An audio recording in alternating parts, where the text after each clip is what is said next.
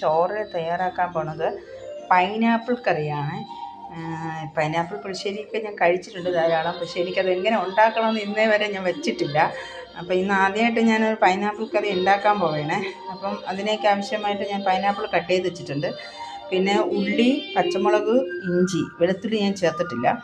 പിന്നെ ഇതിലേക്ക് അരപ്പ് തയ്യാറാക്കാനായിട്ട് മഞ്ഞൾപ്പൊടി, കുറച്ച് ജീരകം എടുത്ത് വെച്ചിട്ടുണ്ട്.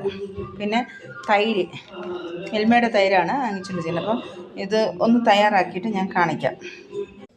പൈനാപ്പിൾ കറിക്കുള്ള അരപ്പ് ഞാൻ ചേർത്തിട്ടുണ്ട്. ഇതൊന്ന് തിളച്ച് കഴിഞ്ഞിട്ട് ശേഷം ഓഫ് ചെയ്ത് വയ്ക്കാം. അത് കഴിഞ്ഞിട്ട് തൈര് ചേർക്കാം. ഞാൻ പൈനാപ്പിൾ കറി ആദ്യമായിട്ടാണ് വെക്കുന്നത്. എനിക്ക് അങ്ങനെ ശരിക്കും അറിയില്ല. പുളിശ്ശേരി എനിക്ക് ഭയങ്കര ഇഷ്ടമാണ്. അപ്പോൾ ഞാൻ കല്യാണ സദ്യക്കൊക്കെ പോയി ധാരാളം കഴിക്കാറുണ്ട്. പുളിശ്ശേരി ഇഷ്ടമാണ്. പക്ഷെ എനിക്കിത് തനിയെ ഇന്നുവരെ ഞാൻ വച്ച് കഴിച്ചിട്ടില്ല. എനിക്കറിയില്ല ഈ കറി എങ്ങനെ ഉണ്ടാക്കണമെന്നുള്ളത് എനിക്കറിയില്ല.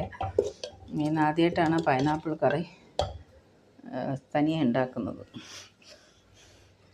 ഇഷ്ടമാണ് ഒരുപാട്. അങ്ങനെ എൻ്റെ പൈനാപ്പിൾ കറി പാകമായിട്ടുണ്ട്.